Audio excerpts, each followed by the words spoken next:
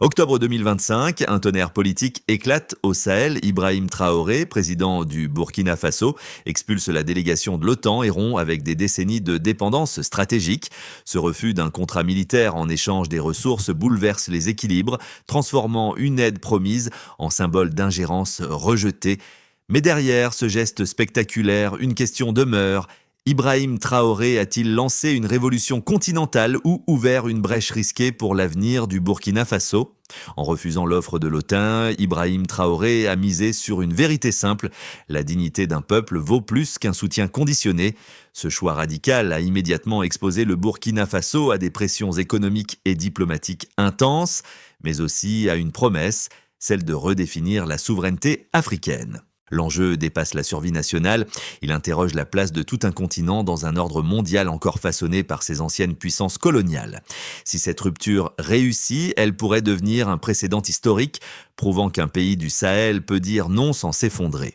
Mais si elle échoue, le coup pourrait être lourd: isolement, récession et perte d'influence régionale. Le pari de Traoré repose donc sur une conviction: reconstruire un modèle de développement par soi-même au prix d'une transition douloureuse. Cette audace suscite autant d'admiration que de crainte, et la question demeure: jusqu'où un dirigeant africain peut-il aller pour affirmer sa souveraineté sans tout perdre ? 2 semaines après son discours d'octobre, Ibrahim Traoré surprend à nouveau. Selon la Banque centrale d'Afrique de l'Ouest, le franc CFA a chuté de 5% face à l'euro, tandis que les investissements étrangers se sont contractés de plus d'1 milliard de dollars. Ces chiffres, loin d'un simple revers économique, marquent le premier effet mesurable d'une rupture géopolitique sans précédent. Derrière les communiqués officiels, une réalité s'installe. Le Burkina Faso a coupé un cordon vieux de 50 ans. Le contrat militaire rejeté ne portait pas seulement sur une aide sécuritaire. Il ouvrait aux forces de l'OTAN un accès direct à l'uranium et au pétrole du pays. En le refusant, Traoré a inversé la hiérarchie implicite. Désormais, l'État décide à qui il vend ses ressources et non l'inverse. Ce geste, salué par une grande partie de la jeunesse burkinabé, a pourtant déclenché une onde de choc diplomatique. Les chancelleries européennes dénoncent un isolement suicidaire, tandis que les capitales africaines observent, prudentes. Dans les rues de Ouagadougou, l'économie a ralenti, mais la fierté nationale monte. Nous préférons être pauvres, mais libres, déclare un étudiant à la presse locale. Ibrahim Traoré, lui, reste inflexible. Dans ses allocutions, il martèle que la dignité du Burkina Faso n'est pas négociable et que chaque crise économique est un prix temporaire pour une souveraineté durable. Le pari est risqué, mais calculé. En rompant avec l'Occident, le président veut forcer une recomposition du jeu d'alliance au Sahel, déjà fragilisé par la guerre d'influence entre grandes puissances. Sous les apparences d'un acte de défiance se dessine une question plus large. Le Burkina Faso est-il en train d'échouer ou de réécrire les règles du pouvoir africain ? Dans cette nouvelle trajectoire, un visage domine, celui d'Ibrahim Traoré lui-même. Ancien capitaine de l'armée, il s'impose comme le symbole d'une génération qui refuse la tutelle étrangère. Dès les premières heures suivant l'expulsion de la délégation de l'OTAN, il multiplie les apparitions publiques, promettant que le Burkina Faso marchera debout, même seul. Son image sobre et déterminée devient un repère pour une population en quête de stabilité. Les répercussions économiques ne se font pas attendre. La suspension de plusieurs projets miniers menace des milliers d'emplois, tandis que les importations de médicaments ralentissent. Mais au-delà des chiffres, c'est la perception du pouvoir qui change.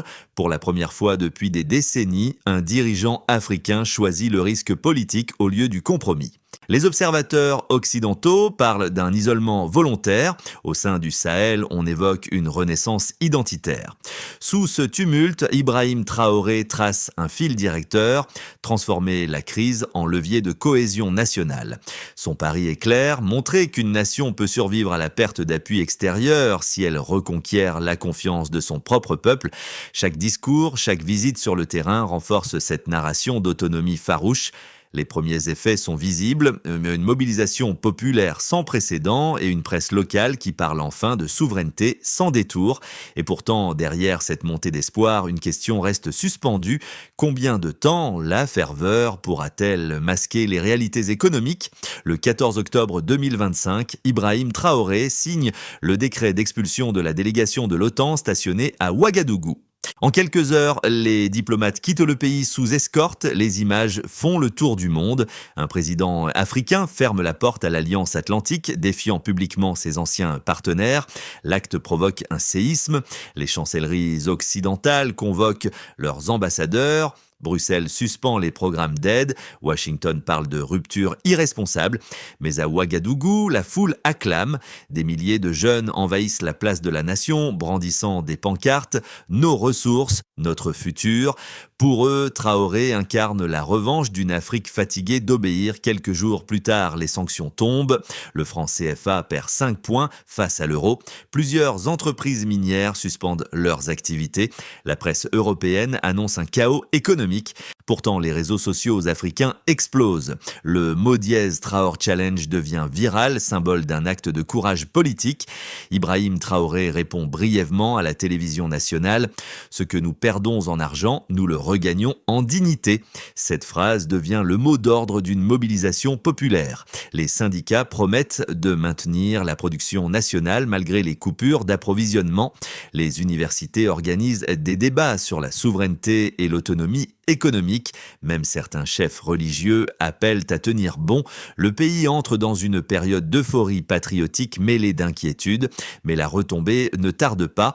Les sanctions se durcissent, les importations de carburant chutent, les files aux stations s'allongent. Les familles commencent à souffrir, mais la colère ne se tourne pas contre le pouvoir. Traoré multiplie les déplacements, dort dans les casernes, parle au peuple, point levé, drapeau au vent. Il répète que la crise est le prix de la liberté. Peu à peu, des signaux contrastés apparaissent. La Banque centrale prévoit une contraction du PIB de 2%, mais aussi une hausse de 15% des exportations d'or artisanal. Les échanges avec le Mali et le Niger s'intensifient, formant une mini-zone économique de résistance. L'Occident constate avec stupeur que le Burkina Faso ne s'effondre pas. Le pays entre dans une phase incertaine mais décisive. L'acte de rupture d'Ibrahim Traoré devient un test de résilience nationale. Et derrière la ferveur, une tension. Jusqu'où ce mouvement pourra-t-il durer sans ressources extérieures? Les conséquences apparaissent rapidement. La monnaie d'abord. Le franc CFA perd 5% de sa valeur, mais le gouvernement réagit. Il réduit les importations non essentielles et crée un fonds de stabilisation en or. Cela limite la fuite de devises et évite l'inflation. Ensuite, l'investissement. La perte est estimée à 1,2 milliard de dollars, mais de nouveaux acteurs, la Russie, la Chine, l'Algérie, comblent le vide. En 6 mois, 70% du niveau d'investissement est rétabli. Enfin, le soutien populaire. 72% des Burkinabés approuvent la décision d'expulser l'OTAN, 84% chez les jeunes. Ibrahim Traoré s'appuie sur ces données pour renforcer sa légitimité. Chaque rapport économique devient un outil de communication. Il répète, les chiffres ne sont pas des menaces, ils sont la mesure de notre courage. Le ministère des Finances adopte une ligne pragmatique, priorité aux investissements productifs, suspension des importations de luxe et développement du solaire. La balance commerciale se stabilise. L'économie tient bon, même sous embargo. Le modèle Traoré attire alors l'attention du Mali et du Niger. On parle d'un bloc économique sahélien. Les analystes occidentaux hésitent entre scepticisme et fascination. La réponse se trouve peut-être dans une idée simple. Quand la souveraineté devient la valeur suprême, les chiffres prennent un autre sens. Certains accusent Ibrahim Traoré d'imprudence. Rompre avec des partenaires puissants, c'est risquer l'isolement.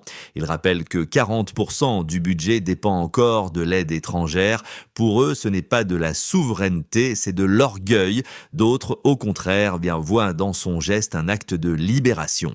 Refuser un contrat inégal, c'est briser le cycle des dépendances. Les modérés, eux, constatent que cette rupture a réveillé un sentiment de cohésion nationale. Le soutien massif du peuple montre que l'Afrique peut repenser sa place dans le monde. 6 mois après la rupture, une surprise survient. Le Burkina Faso signe un accord énergétique avec la Russie et la Chine pour construire un centre de raffinage et une base logistique. Ce pivot vers l'Est bouleverse la donne. L'Occident voit une dérive, l'Afrique y voit une indépendance. Traoré résume « Nous ne changeons pas de maître, nous refusons d'en avoir ». À partir de ce moment, le Burkina Faso devient un symbole. Les répercussions s'étendent à tous les niveaux. Sur le plan national, national, le choc budgétaire est réel, mais la solidarité populaire se renforce. Sur le plan économique, les PME locales remplacent peu à peu les filiales étrangères. Sur le plan diplomatique, les alliances se redessinent. Et dans la région, la coopération entre le Mali, le Niger et le Burkina se consolide. Le pays ne s'est pas effondré, il s'est recomposé. Les experts envisagent 3 scénarios. Dans le premier, le Burkina maintient son cap. Croissance lente, autonomie viable. Dans le deuxième, plus optimiste, le pays transforme la crise en moteur de développement et devient un modèle régional. Dans le troisième, pessimiste, les sanctions persistent et la souveraineté se paie d'un lourd prix social. Entre ces chemins, le choix d'Ibrahim Traoré sera décisif. Dans les villages, les familles écoutent ses discours à la radio. Pour beaucoup, il incarne la revanche des oubliés. Mais la vie reste dure. Les coupures d'électricité, le manque de médicaments rappellent la réalité. Pourtant, la solidarité grandit. Les enseignants racontent son choix comme une leçon d'histoire vivante. À l'étranger, la diaspora débat. La souveraineté peut-elle nourrir un peuple ? Pour construire l'avenir, Ibrahim Traoré présente une feuille de route en 5 étapes. D'abord, relocaliser la production énergétique grâce au solaire. Ensuite, créer une banque du Sahel pour mutualiser les ressources. Puis renforcer la sécurité alimentaire en modernisant les terres cultivées. Diversifier les alliances diplomatiques. Et enfin, ancrer la fierté nationale dans l'éducation. Ce n'est pas une utopie, dit-il, mais un chantier générationnel. Le soir tombe sur Ouagadougou. Ibrahim Traoré s'adresse à la nation. Il évoque les pertes, les doutes, mais aussi la fierté retrouvée. Derrière lui flotte le drapeau. Il se souvient d'un soldat lui disant « Nous ne gagnerons peut-être pas vite, mais nous gagnerons debout ». Puis il conclut « Nous avons choisi de marcher seuls pour mieux marcher libre ». Le lendemain, la ville se réveille, les marchés reprennent, les enfants rient. Sur les murs, un graffiti apparaît « Debout, Burkina ». Ce n'est plus un slogan, c'est une promesse. Ibrahim Traoré a réveillé une idée qu'un pays africain peut tracer sa propre voie. Mais une question demeure. Combien de nations auront le courage de choisir la liberté au prix de l'inconfort ? Peut-être que c'est ainsi que commence chaque révolution tranquille, non par les armes, mais par une décision simple, celle de ne plus courber la tête.